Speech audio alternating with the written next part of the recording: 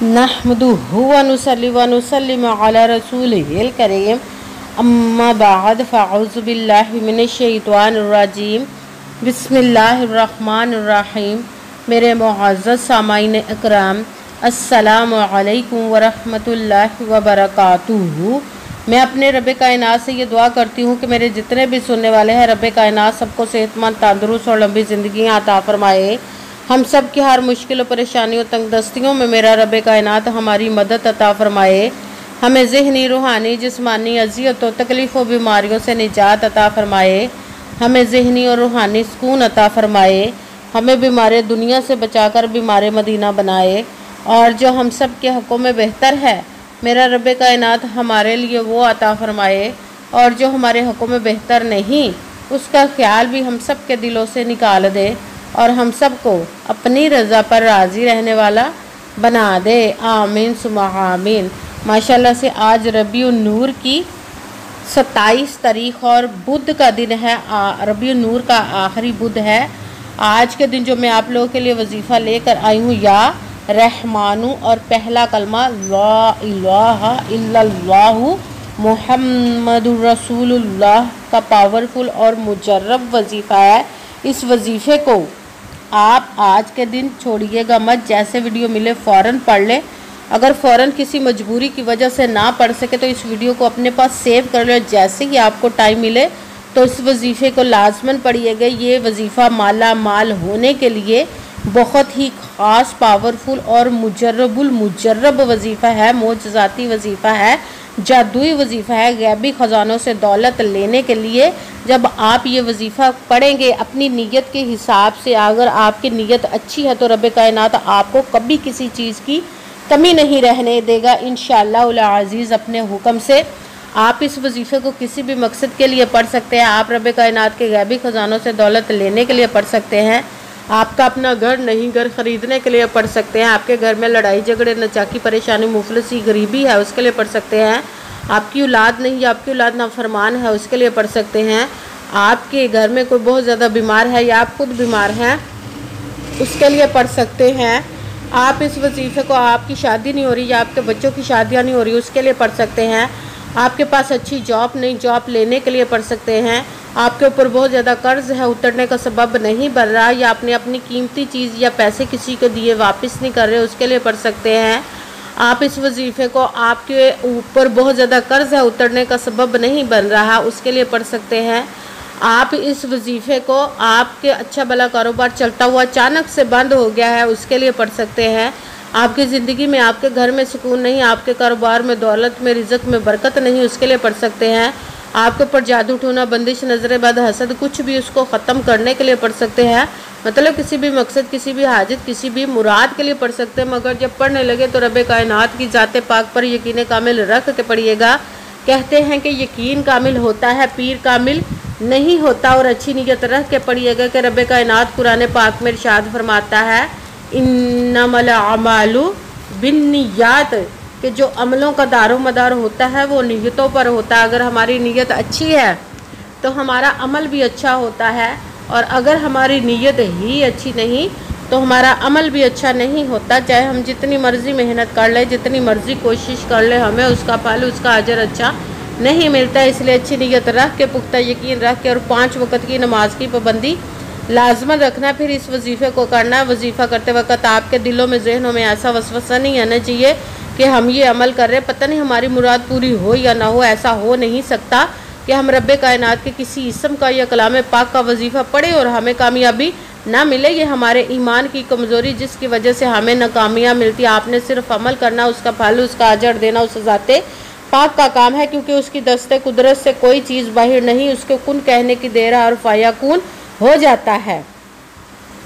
आपने अमल करने से के बाद उसके कुन का इंतज़ार करना। इंशाअल्लाह उल अज़ीज़ रब कायनात अपने हुक्म से आपकी तकदीर के बंद तालों को खोल देगा, नसीब के सितारों को चमका देगा। आपकी ज़िंदगी में ऐसे ऐसे मोजज़े अता फरमाएगा कि आप खुद देखकर हैरान रह जाएंगे। आपको कभी किसी चीज़ की कमी नहीं रहेगी इंशाअल्लाह उल अज़ीज़ उसके हुक्म से।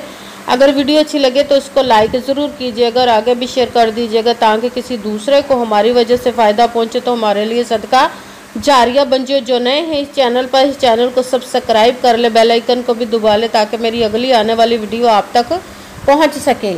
अगर कोई मुझसे किसी मसले के बारे में सहारा करवाना चाहते हो, किसी काम का हिसाब लगवाना चाहते हो, किसी काम के लिए वजीफ़े को पूछना चाहते हो, या कुरान पाक का ऑनलाइन पढ़ना चाहते हो, महफिल मिलादुन नबी के लिए बुलवाना चाहते हो, तो व्हाट्सअप का नंबर वीडियो पर चल रहा है, आप लोग मुझसे रब्ता कर सकते हैं। अगर मेरे भाई या बुज़ुर्ग मुझसे रब्ता करना चाहते हो तो व्हाट्सअप पर वॉइस मैसेज करके अपना मसला बता सकते हैं। अगर बहनें या माएँ मुझसे रब्ता करना चाहती हों तो व्हाट्सअप पर वॉइस कॉल करके मुझसे बात कर सकती हैं, अपना मसला बता सकती हैं। आपने वजीफ़ा करने से पहले कमेंट्स में अपना नाम, जहां आप रहते हो जगह का नाम और अल्लाह पाक का एक नाम ज़रूर लिखना ताकि मैं भी आप लोगों के लिए दुआ कर सकूँ और फिर वजीफ़े की भी आप लोगों को इजाज़त मिल जाएगी। आपने वजीफ़ा करने से पहले पूरी वीडियो को ध्यान के साथ सुन के समझ के फिर वजीफ़े को करना है। ऐसा ना हो कि वीडियो को स्किप कर करके छोड़ के सुने और फिर कोई बात रह जाए और आप वजीफ़ा करें और ठीक ना हो। आपने ना तो किसी अमल में कम करके पढ़ना, ना ज़्यादा बढ़ा कर पढ़ना। अगर कम या ज़्यादा कर देते तो वो हमारा वजीफ़ा ठीक नहीं होता, हमें कामयाबी नहीं मिलती। इसीलिए जिस तादाद और जिस तरतीब के साथ मैं आप लोगों को बताने लगी हूँ, उसी तादाद और उसी तरतीब के साथ आपने इस अमल को पढ़ना है। आप इस अमल को आज के दिन किसी भी जगह पर बैठकर पढ़ सकते हैं, किसी भी नमाज के साथ पढ़ सकते हैं, नमाज के अलावा भी पढ़ सकते हैं।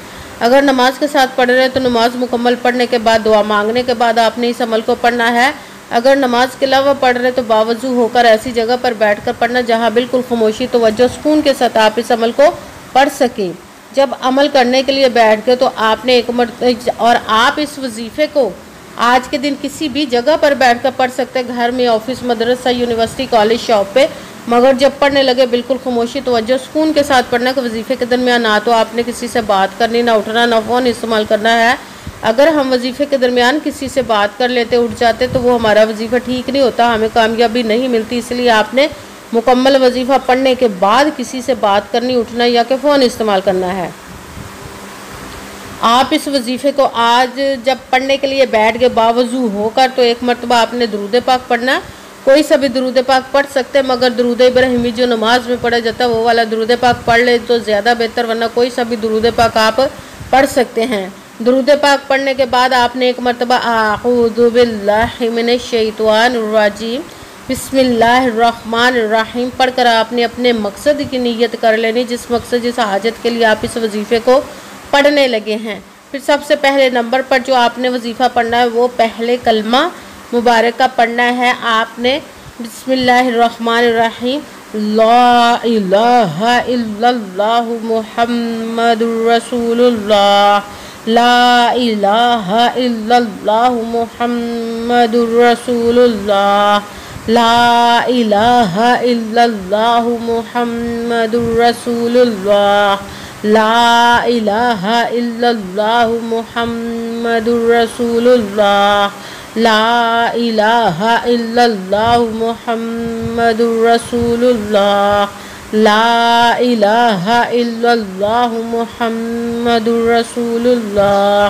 इसको आपने 7 मरतबा 7 टाइम पढ़ना। फिर साथ ही दूसरे नंबर वाला वजीफ़ा रब्बे कायनात के किस्म मुबारक का या रहमानु, या रहमानु, या रहमानु, या रहमानु, या रहमानु, या रहमानु। इसको आपने 7 मरतबा 7 टाइम पढ़ना। फिर साथ ही तीसरे नंबर वाला वजीफ़ा या मुसब्बिबल असबाब, या मुसब्बिबल असबाब, या मुसब्बिबल असबाब, या मुसब्बिबल असबाब, या मुसब्बिबल असबाब, या मुसब्बिबल असबाब। इसको भी आपने 7 मरतबा 7 टाइम पढ़ना है।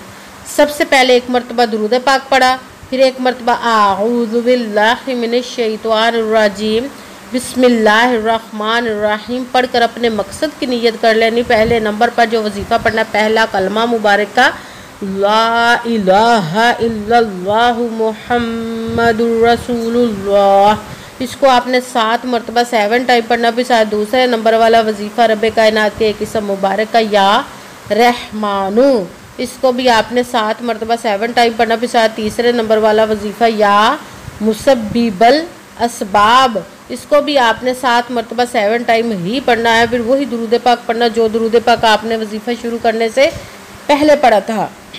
जब दुरूद पाक पढ़ लिया, अब आपका वजीफ़ा मुकम्मल हो गया। अब आपने दोनों हाथों को रब कायनात की बारगाह अक़दस में बुलंद कर लेना। सबसे पहले अपने गुनाहों की बख्शिश की दुआ मांगनी। फिर जिस मकसद जिस हाजत के लिए आपने इस वजीफ़े को किया उसकी खूब दुआ कीजिएगा और दुआओं में मुझे भी याद रखिएगा, मेरे लिए भी दुआ कीजिएगा। जज़ाकल्लाहु खैरा।